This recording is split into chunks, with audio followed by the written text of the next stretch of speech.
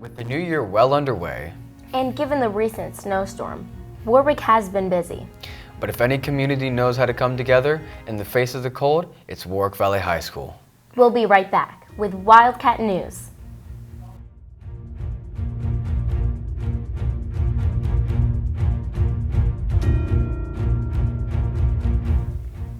Welcome to Wildcat News. I'm your co-host, Violet Tenorello.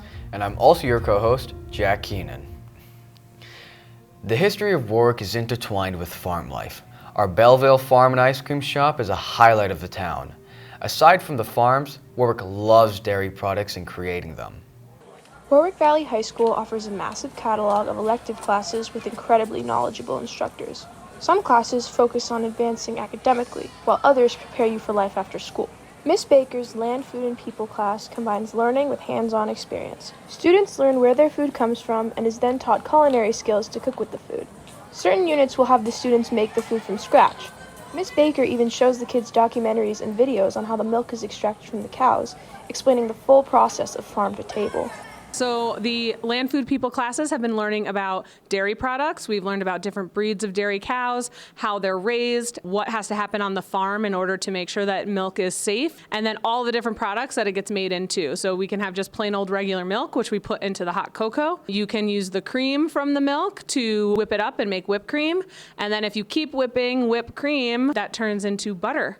And then we also saved the buttermilk and made that into buttermilk biscuits. So this is an integral part of agriculture. So we're learning about where our food comes from and how we can prepare it so that students, as they leave Warwick, are more informed consumers. Miss Baker came back from the holiday break ready to teach these kids about dairy and how to make it. Students love the entire experience. We go through the topic of what's clean, what's safe, and what is better for us, what's not better for us, and what's the alternatives. I like cooking in general. It's like one of my favorite hobbies to do. When I'm at home, just like by myself, I'll be like making something.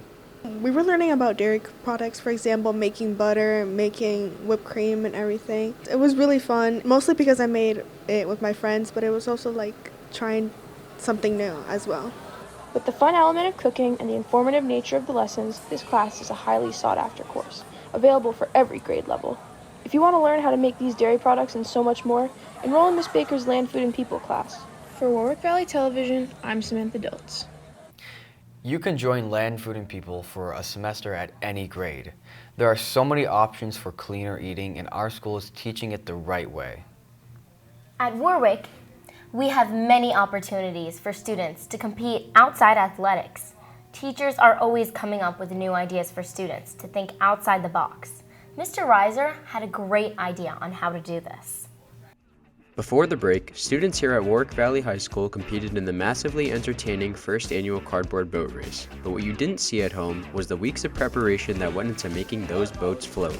Students in Mr. Reiser's engineering classes spent weeks designing, cutting, and constructing custom boats using only cardboard and duct tape. Teams also had to come up with a unique theme to decorate their boats, which were judged on a variety of categories including design, creativity, likelihood to win, and overall boat functionality. Each team took a different approach, experimenting with unique designs and building techniques to stay afloat. I had the chance to speak with some of the team captains to learn more about how they prepared for race day. Here's what they had to say. Our first decision, well, we had to pick our groups, and then we had to pick a theme. It was the holidays, so we chose kind of like a candy cane theme. And then we had to just figure out the design of the boat and who was doing what job. The first thing we actually went through was how to design the bottom. That was the first thing we decided to think about. And we ran through a bunch of different designs trying to figure out what would work best. But it didn't really matter because the time frame didn't let us do anything that we wanted. So our first decision coming out from getting our groups was that our group, we decided we wanted to be one piece. So we used one piece of cardboard and planned accordingly to make that happen. And although the majority of progress was made in Mr. Reiser's room, teams were also assembled by the criminal justice, cosmetology, and video production classes. With different skill sets and classroom experiences entering the pool, the question became whether engineering students would have an advantage, or if creativity and teamwork could level the playing field. The absolute first decision we made was we're trying to figure out the overall shape we wanted to go with, because I know some of the other competitors, they went with a straight box. Others made an actual boat-looking thing, a canoe. We were trying to figure out what we should make it look like. But I'd say we had the most fun exploring our creative sides, trying to figure out, what we thought would look good. What am I most proud of? The fact that we didn't come last, and the fact that the boat actually made it, yeah. A lot of teams had big ideas that didn't quite stay afloat on race day. So we asked event organizer and engineering teacher, Mr. Reiser, how the race stacked up against his expectations. So I've been doing this long enough that I just don't have any expectations. The less I think about it, the better off it comes out. But, the biggest thing that I wanted students to come away with is that this can be fun. And I wanted it to be as fun as possible. If I was all about, other aspects of what school can be, this wouldn't be my first choice, but it gets kids excited and it gets students bought into what the final product of any project can be. So the more that you put into it, the more fun and the better off it's going to be. So despite some rough waters, I can say as a competitor, everyone had a great time. Teams gave it their all on race day, and the Silver Surfers came out on top. Many involved hope the boat race returns next year, sparking a tradition for years to come. For Warwick Valley Television, I'm Elijah Carrick. Back to you in the studio. What starts as a simple idea doesn't always end the way you expect. By the end of the day, there are winners and there were pieces left behind. When Wildcat News returns, we'll check in with the artists of Warwick Valley High School. Don't go away.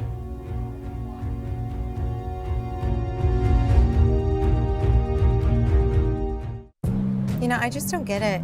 Seems like nothing's getting better in this world, but I post really eye-opening stuff every day. I know, you do. I do too. BT Dubs, I just retweeted that article you shared. Which one? I think it had a picture of a baby panda in it. Thank you. Feels like you're doing everything you can to help the world, huh? Yeah. Well, now there's a way to do more. It's called actually doing something. You mean responding to commenters? No, that's not actually doing anything. No, he means being an ally and changing your profile picture. No, I don't. Oh, you mean unfriending people I disagree with? No. Oh, you mean taking an online poll? I'm doing that right now. Undecided.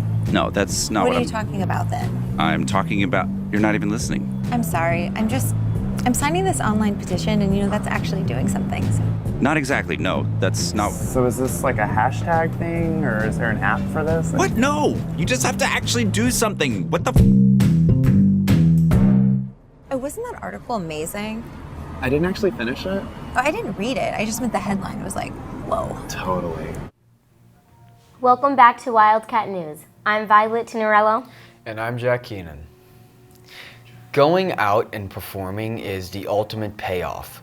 Performing locally is a treat, but taking it to the big stage is a next level opportunity. Soon on March, the Meister and choir singers are going to be in Disney World, which means they gotta bring up their A game with their leader, Mrs. Hanson. I think it's really important for us to get out of our comfort zone, to go somewhere new, to explore new venues, to get a new sound, a new audience, to take our craft, to really perfect our craft so we can take it somewhere. And as March comes nearer and nearer, the students are doing everything to prepare for this year's trip. So my role, I'm the president of the Meister Singers, and I'm really in charge of making the rooming situations and also the itinerary in general for our Disney trip. And I've been in close works with Ms. Hanson throughout the entire process. And really, we've been trying to raise the funds to pay for all of our chaperones. So I've been helping make those fundraisers and organize those fundraisers. So yeah, I've been a very integral part of the whole process in general. My favorite piece I think that we're going to be performing is Feed the Birds. I'm really excited. That's one of my favorite pieces because I love Mary Poppins, and it's just a very dark, whimsical sort of song. That and Disney Fly, because that one's very fun and jazzy. So we are singing Can You Feel the Love Tonight from The Lion King as our choir, the Bel Canto Choir, and then all together we're doing I Want to Be Like You from The Jungle Book and Feed the Birds from Mary Poppins. However, this trip could not be possible without their supporters. So for supporting the choir, I will be a chaperone with the students on the March trip. I support Ms. Hanson and the students by attending rehearsals, helping with paperwork, managing students when they're rehearsing. And as March comes soon, we wish the Meister and choir singers luck for their performance. I'm Brett Roberson with WVTV, signing off. Each Meister singer has been selling popcorn to raise over $1,500 for their Disney trip. The trip is planned for March 22nd to the 24th. Music is so important to social life, just as traditions are equally as important. A lot of times, these two aspects of life are combined into one event. But what happens when music has a tradition of its own? More specifically, a music streaming app. Spotify has a yearly tradition where they release something called Spotify Wrapped. It basically sums up and breaks down what you have listened to over the course of the year. Sometimes, though, it can be a little bit disappointing to see. So I'm here at Warwick Valley High School to ask students what they think about their Spotify Wrapped this year. I really like Spotify. I listen to a lot of music, especially going to the gym and on the bus ride to school, and I like Suicide Boys and Doja Cat, wearing my Suicide Boys shirt for support. My Spotify Wrapped this year, number 1 was Zach Bryan, number 2 was Drake, and number 3 was Lil Uzi Vert. For Zach Bryan, I was one of his top listeners in the country. I was around like 11,000, and I just really think he's a great artist. My Spotify Wrapped was this year. I felt like it was really fun and different compared to last year's. Last year, it felt much more simple and boring compared to this year. This year, it had multiple steps and even had a few extra things that I haven't seen before. So I personally really liked the Spotify Wrapped this year. I'd say it was like pretty accurate, and overall, like it said, the song I put in my top song is probably my favorite song. A lot of the genres it said I listened to were overall, I felt pretty like represented actually what I was doing, because I only really listened to Spotify like when I was working, so I would put on more like engaging songs so I could like try to stay on task. And overall, it said like my age was I was like 80 or something, which I don't think is accurate, but pretty good, I'd say. I felt like my Spotify Wrapped really represented my music taste quite well. Some of my top artists that I listen to pretty frequently were on my Spotify Wrapped. For example, Rare Occasions, Vacations, a whole bunch of indie artists that I like were on my Spotify Wrapped, and some of their songs were also there, and I felt like it just overall was a great reflection of the music I listen to currently.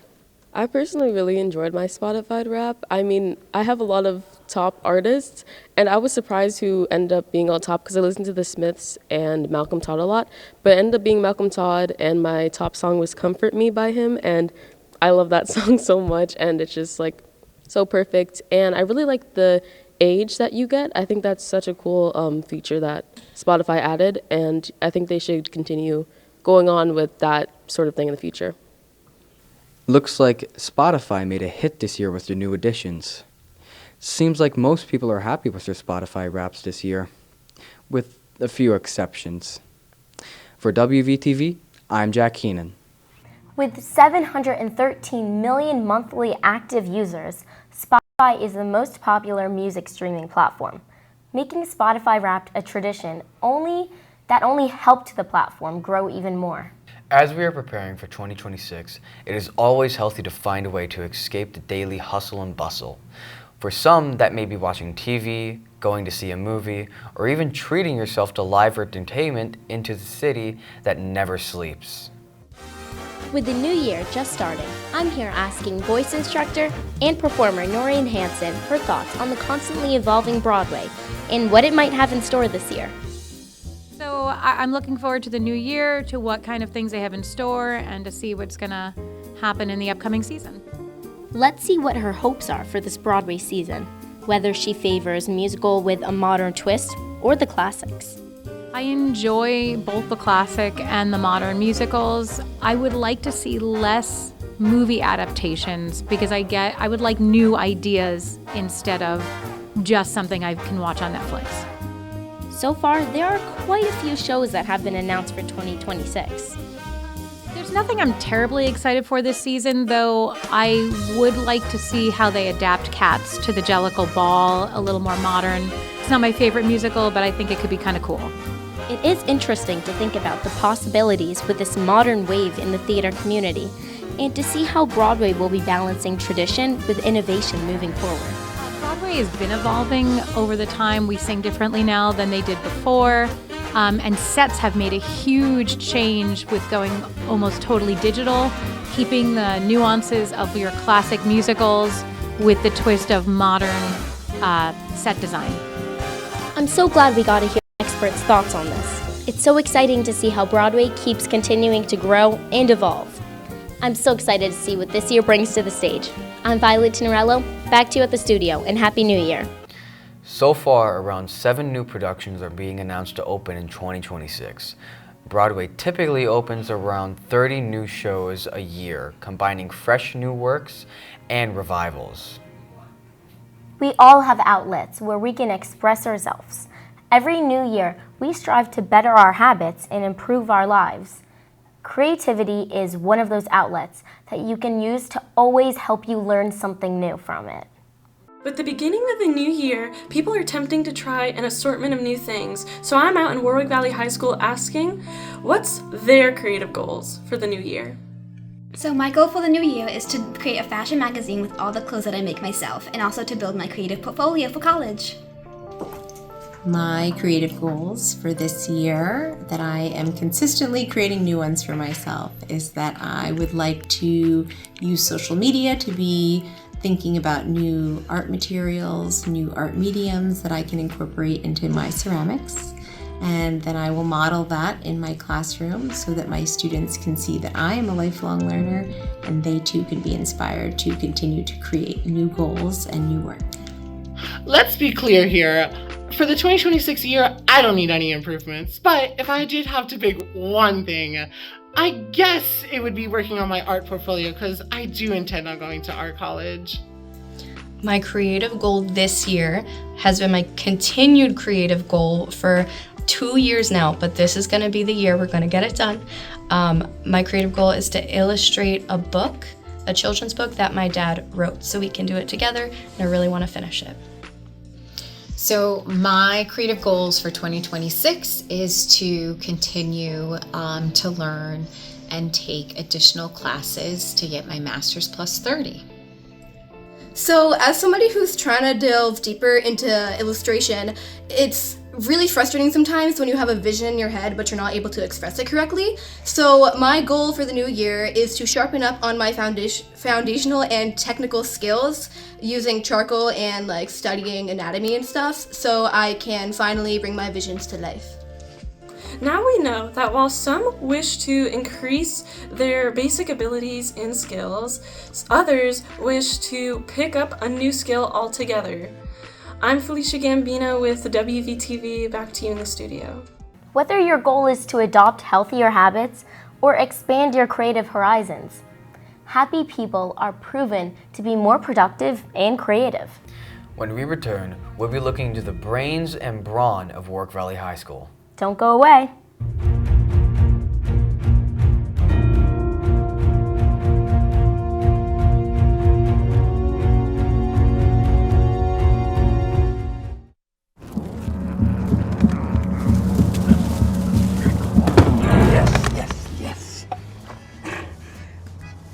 Oh, hi. I suppose you're wondering what an A-list celebrity like me is doing in a place like this. You must know, I'm saving the world. Oh, hi, Beth. Yep, saving the world again. Did you know that 40% of all the food produced in the United States is thrown away? That means everything that went into that food, the pesticides, the water, the land, was all for nothing. Just look at this perfectly good food thrown in the trash. The pizza with extra Cheerios, these goldfish and Band-Aid tacos. And just look at this perfect trash burger. This pasta dog looks delicious. You don't have to dumpster dive like Ed Begley Jr. to save the planet. Fight food waste by shopping smart and using what you buy before it gets trashed. That's way better. Ooh, arugula. Do your part and find out other world-saving tips at betterthaned.org. Welcome back to Wildcat News. I'm Violet Tinarello. And I'm Jack Keenan. High school is filled with the stress of deadlines and social responsibilities, and starting a new semester in high school can feel both exciting and uncertain. The first half of the year showed us our strengths and weaknesses, but now there's a chance to make changes. I did? As the first semester comes to a close at Warwick Valley High School, students are reflecting on their grades and their goals. While some found success, others are realizing that a fresh start in the second semester is exactly what they need to get back on track. For many students, the transition from summer to the classroom was a wake-up call, leading to a semester of tough lessons in time management. My biggest challenge this semester was attempting to balance homework and all other responsibilities outside of school, mainly with like my family, with bands, and that was my biggest challenge. It's a struggle that Warwick's Director of Guidance, Mary Fox, sees often. She says the key to turning those grades around isn't just working harder. The best thing they can do is to ask for help. Students are reluctant to do that because oftentimes the myth is that if I admit that I can't do it, that people are going to know or think that I'm less than and I'm not smart. And that's probably the biggest mistake that they could make. While some are looking for a turnaround, others found that success came down to a simple change of mindset. I really just put my head down and studied hard. It was up to this point, I've always been a high 80s kind of student, but I never really applied myself to the material I was learning. I know a lot of people who are smart, but they don't try and they end up getting 40s and 50s. It's if you applied yourself, stop sleeping for 16 hours a day, you could get something done that would be meaningful. Whether it's balancing band practice with physics or reaching out to a tutor for the first time, the message at Warwick Valley is clear. It's never too late to apply yourself. With a new semester underway, the opportunity to finish strong is in the students' hands. For WVTV, I'm William Buller. Back to you in the studio. If you want to make changes to your schedule or set new goals for this semester, you can make an appointment with your guidance counselor. This appointment can help you find ways to finish the year strong. For high school students across New York, at the end of the school year, it doesn't only bring joy, but it also brings nerves and a load of studying. Classrooms turn into a place for review and preparation. And what happens in the weeks ahead could shape the path students take long after graduation. Regents exams are statewide standardized tests in New York that high school students take to demonstrate mastery in core subjects. Passing them is traditionally required to earn a Regents diploma. Subjects covered are English, math, science, social studies, and even languages. Regents exams may be in the works of no longer being required starting with the 2027 to 2028 year. While this may be an amazing thing for younger students, us students graduating in the 2026 and 2027 years just missed the cutoff of getting out on the most stressful part. I would feel okay if the Regents exams were leaving by the time I graduate, because I feel like they could be really unfair with the topics that they ask, because they don't ask everything that we learned during the year, and I think it would be much better if teachers were to create a final that was more balanced and kids could also know what to study more, because the teacher would do a review before, and it just seems a lot more fair. While younger students may not have to take the Regents, high school students still do, which can only mean one thing: studying. For my math Regents, I go to all of the reviews with all the math teachers, and then for history and stuff, I watch Heimler and I do practice DBQs and stuff. After all this time, students have gotten pretty used to these exams. But how useful are they? I do think that they show a good amount of what they learned in high school, but on most of the tests, not all topics are covered. So it doesn't make any, so in my opinion, it doesn't really make any sense. As students can only learn best from their teachers, let's transition to see how those teachers feel about these Regents. So I think Regents exams are beneficial because it gives students experience sitting down and taking long tests. That could be really important for their preparation for tests like the SAT or midterms and finals in college. And the way I always think about it is it's like playing sports, where you might play a certain way in practice and you have to be able to translate that over to a higher pressure situation like a game. And I know for me it was really helpful because to become a teacher, I had to take certification tests that were a similar format, where it's long tests, it's a skill in itself to be able to sit down and work through them and problem solve. While teachers think that the Regents are beneficial, it takes study habits and lots of learning to pass. Well, I can really only speak for the ELA Regents exam, but it's very much a skills-based exam. So if you want to pass the exam, you really need to acquire and hone those skills, essay writing and reading competency. Let's get a little information on how this new unrequired Regents may come into play. As part of that, the state's revamping of the graduation and diploma requirements, one of the things that they're looking at is whether or not Regents exams would be required. So in their findings, what they determined was that they are going to no longer require that the Regents exams are needed in order to graduate. However, you do still have to take them. We don't have all of the final pieces of their puzzle or their plan or what that's going to look like or how they're going to make sure that students are eligible for graduation. Well, there you have it. From studying to stress, it's all part of the New Yorker's high school journey. From Warwick Valley Television, I'm Leah Salmon. Back to you in the studio. The next round of new tests start in June. Students and families should check with their schools and teachers for more information on how to best prepare. Looking ahead, Regents exams may not be the only option required for high school graduation. Every year, people try to improve themselves, using the new year as an opportunity to make that change. However, many people seem to fail at making these resolutions happen. However, there is a very small and determined group who are dedicated to making that change happen. The gym, a place for growing muscle, making friends, and improving yourself. Consistent gym goers make up a small percentage of people, so it may leave you wondering what they are doing differently than the rest of us. So today, I'm asking people who have already committed to the gym long term what they think the most important part of staying consistent is this year. The most important part of staying consistent at the gym is wanting to show up to the gym every day. You have to enjoy it. You have to be able to come to the gym every day and say, I like being here. I like basically putting my body through pain so that I could make myself better as a person and also hang out with all the people I enjoy being around. The most important part in staying consistent for gym this year, and I feel like every year, is it's a mental thing. You need to know that day that you skip, you might think, I skip arm day today, I can do arms and legs tomorrow. Maybe tomorrow's a leg day. But you got to remember that you can never get those gains on those days that you skip. It's more of a mental thing. If you don't show up, you will miss out on gaining muscle. You will miss out on the opportunity. And most of the time, people get stuck in this cycle of, I missed today, it's fine. And then you start missing more and more days. Just keep yourself well.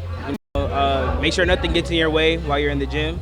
And, just do the best that you can to show out. The most important part of staying consistent in the gym is really just a matter of understanding that consistency is not perfect. Every single day, you go to the gym, you either go there for 30 minutes, you go there for an hour. As long as you go there, that's being consistent. Think of a cup. Okay, some days it's full, some days it's half full. That's what consistency is. It's not the same every single day. When it comes to the gym, it's really just a matter of going there and knowing that you're putting in the effort to actually be there. Because it shows how you want to improve. I think as a newcomer, the most important part of staying consistent in the gym is having a workout partner that can come with you every day. Going to the gym for the first time can be an overwhelming experience for sure, but it's important to remember that everyone in there is working towards the same goal and are willing to help you if you ask. Over 90% of people don't stick to their resolutions. Maybe this year, you too can make it happen.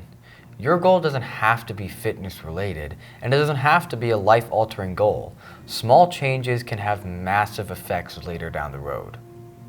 From switching up your art style to switching up your classes, Warwick Valley High School is always moving. For more news on Wildcat happenings, tune in to Wildcat News every month. For Wildcat News, I've been Jack Keenan. And I'm Violet Tenorello. Thanks for watching.